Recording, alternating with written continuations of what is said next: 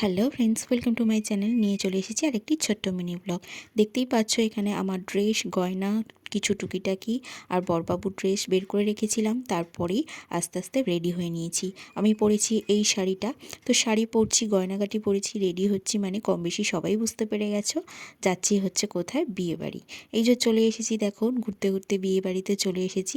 এটা আমাদেরই একটা মানে শ্বশুরবাড়ির দিক থেকে একটা মানে এটা আমার ভাসুর হবে, মানে বড় একটা দাদার বিয়ে ছিল, তো সেখানেই চলে গিয়েছিলাম। এখানে দেখো প্রথমে ঢুকেই দেখি ইনি সুন্দরভাবে গান গাইছেন। তো গানগুলো তো আমি তোমাদেরকে শোনাতে পারবো না, যদি কপিরাইট আসে, সেই কারণে।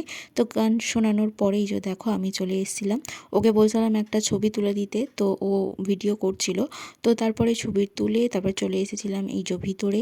ওই যে ওখানে দেখতে পাচ্ছ বড়বউ, সামনে ভীষণ ভিড়, জমজমাটি, মানে ওদের কনেযাত্রী চলে এসেছিলো আমরা যখন ঢুকেছি। তো তখন ওই জন্য আর সামনেটা অতটা যাওয়া হয়নি আমার। তো তারপরে এখানে চলে এসেছিলাম ফুচকা খেতে। তো ফুচকা দেখলে ফুচকা খাবো না, এটা তো হয় না। তো সব কিছু ছেড়ে আগে ফুচকা খেতেই চলে এসেছি। আরও ছিল ফায়ার পান ছিল, চিকেন পকোড়া ছিল, কফি ছিল, এগুলো টুকিটাকি। কফিটা খাইনি, চিকেন পকোড়ার একটু খেয়ে আবার ঘুরে একটু ছবি তুলে চলে এসেছিলাম মেন কোর্সের উদ্দেশ্যে। এখানে দেখো খেতে বসে পড়েছি, প্লেটও পড়ে গেছে। এখানে দেখো যারা দেখবেন একটুখানি পজ করে দেখে নেবেন মেনুটা কী কী ছিল। এমনিতেও টুকিটাকি দেখিয়ে দিচ্ছি। এখানে বসে বসে আমি মেনুটা একটু দেখে নিয়েছি। তারপরে এখানে প্লেটে পড়ে গেছে হচ্ছে খাবার।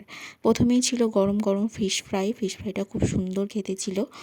তো খেয়ে নিয়েছি এই প্রথম পাতেই ফিশ ফ্রাইটা। তো এই যে দেখো এখানে বরবাবু ক্যামেরাটা করছে, আর ওই সাইডে বসেছিলেন সোনালি মাসিমণি আর আমাদের মামনি। তো বাবু আগেই খেয়ে নিয়েছে, তারপরে পড়ে গিয়েছিল হচ্ছে বেবি নান, আর হচ্ছে নবরত্ন, আর ছিল আচারি আলুর দম। তো এইগুলো পড়ে গেছে, ওটা তুলতে বড়বাবু ভুলে গেছে। তারপরে ছিল হচ্ছে পিস পোলাও, আর ছিল মাটন কষা। তো এই যে দেখো বিয়েবাড়ি আর মাটন কষা একদম মানে সুন্দর করে সিদ্ধ হওয়া, সুন্দর করে করা। এই যে দেখো বড়বাবুর প্লেটটা দেখে নাও। এই যে দেখো, তারপর আমি তো মাটন মানে আগে তো একদমই খেতাম না, এখন তবুই একটু আধটু খাই।